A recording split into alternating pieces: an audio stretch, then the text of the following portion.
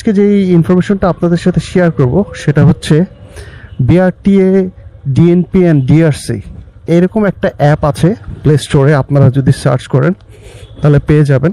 তো ওই অ্যাপটার সাহায্যে আপনারা আপনাদের বেসিক্যালি আপনার ডিজিটাল নাম্বার প্লেটের স্টেটাস অ্যান্ড হচ্ছে ডিজিটাল রেজিস্ট্রেশন সার্টিফিকেটের স্টেটাসটা জানতে পারবেন। ডিএনপি মিনস হচ্ছে ডিজিটাল নাম্বার প্লেট, আর ডিআরসি মিনস হচ্ছে আপনার ডিজিটাল রেজিস্ট্রেশন সার্টিফিকেট, যেটা হচ্ছে ওই স্মার্ট কার্ড যেটা আমরা পাই।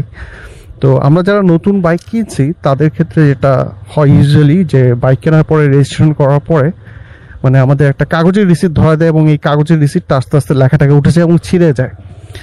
তো যেটা মানে ট্যাক্স টোকেনটা দেয় আর বাকি হচ্ছে রেজিস্ট্রেশন সার্টিফিকেটটা একটা কাগজের মধ্যে প্রিন্ট করা থাকে।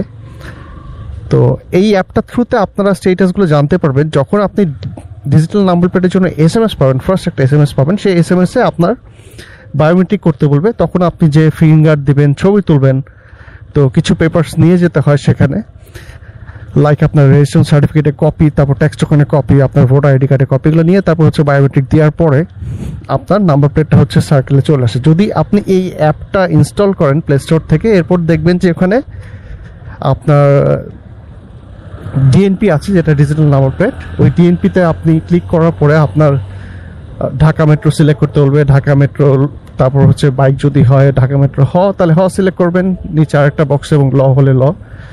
তো তারপর আপনার নাম্বারগুলো লিখতে হবে এবং একটা ক্যাপচা ফিল আপ করতে হবে সিকিউরিটি পারপাসে।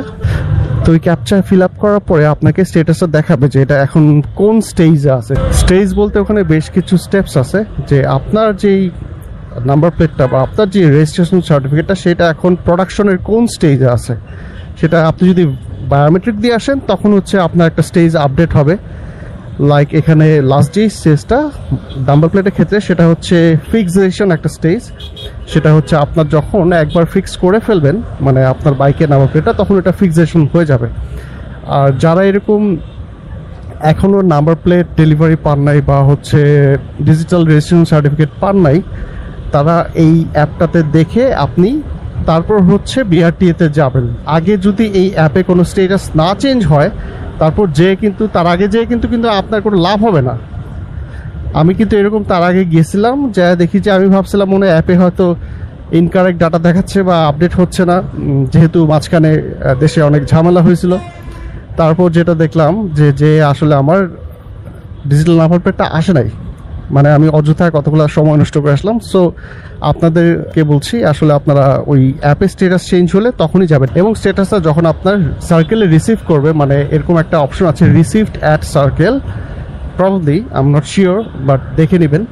অ্যাপ খুললে আপনারা বুঝতে পারবেন ইনস্টল করে। ওই সার্কেলে যখন চলে আসবে তখনই কিন্তু আপনি বিআরটিএতে চলে যাবেন, যেটা ফিক্সেশন করার জন্য, মানে আপনার বাইকে ইনস্টল করার জন্য। সেম ডিজিটাল সার্টিফিকেটের জন্য হচ্ছে সেম প্রসেস। ওটা আমারটা যেটা হয়েছে, আমি কিন্তু আমার ডিজিটাল সার্টিফিকেটটা এখনও পাইনি, মানে ডিজিটাল রেজিস্ট্রেশন সার্টিফিকেট এখনও পাই নাই, কারণ ওটা এখনও প্রোডাকশন প্রসেসে দেখাচ্ছে। এরপরে হচ্ছে ওটা সার্কেলের কাছে পাঠানো হবে। এরকম পাঠানোর পরে সার্কেল যখন রিসিভ করবে তখন আরেকটা স্টেজ হচ্ছে পরিবর্তন হবে, মানে স্টেটাস পরিবর্তন হবে ওই অ্যাপের। তখন আমি হচ্ছে যাবো ওইটা কালেক্ট করতে। যদি রেজিস্ট্রেশন সার্টিফিকেটের ডেট একটা দেওয়া আছে ডেলিভারি এবং সেটা অলরেডি ক্রস হয়ে গেছে, বাট আমাদের দেশের যেই সিচুয়েশন, মানে আমাদের দেশের যেই মানে প্রসেস, সে ডিলে হওয়ার কারণে আমাকে কিন্তু সাফার করতে হবে। সেই ডিলে হওয়ার কারণে ডেলিভারি ডেট যদি মানে ফেইল হয়, তখন যদি আমি সেটা বাড়ায় না আনি তখন আমাকে কেস দেওয়া হবে। চিন্তা করেন ব্যাপারটা কীরকম, মানে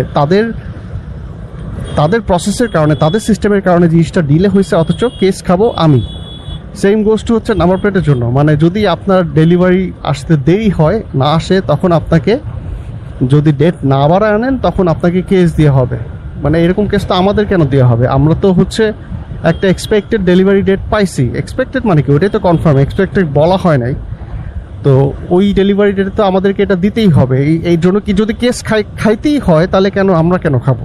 মানে এখানে তো আমাদের কোনো দোষ নাই। একটা জায়গায় যে বিআরটিএতে একটা জায়গায় যে নাম্বার প্লেট যদি না পান, তারপর সেটা ডেট বাড়ায় আনা, এত কিছু চেক করা, 2-3টা রুমে যাওয়া, মানে মানুষের তো আসলে খাওয়া দেওয়া অনেক কাজ আছে। মানে অনেক মানুষ আমি যেমন আমার অফিস থেকে ছুটি নিয়ে যেতে হয়। তো আসলে এই ব্যাপারগুলো মানে স্ট্রিক্টলি মেনটেন করা উচিত। যখন ডেলিভারি ডেট দেওয়া হবে তখনই সেটা যাতে ডেলিভারি দেওয়া হয়। প্রোডাকশন হতে যদি 7 দিন লাগে number plate and digital certificate, তাহলে সেটা 7 দিন বলবে, বা দরকার হলে 2-3 দিন বাড়ায় বলবে, বা 10 দিন বাড়ায় বলুক। বাট হচ্ছে একটা ডেলিভারি ডেট দিয়ে সেই ডেটে ডেলিভারি না দেওয়াটা আসলে আনএক্সপেক্টেড, কারণ সবারই সময়ের একটা মূল্য আছে। বাট আমাদের দেশে এই জিনিসগুলো আমি জানি না কেন মেনটেন করে না বা ঠিক করা হয় না। মানে দেশ সংস্কারে হচ্ছে এইসব কাজগুলো থাকা উচিত।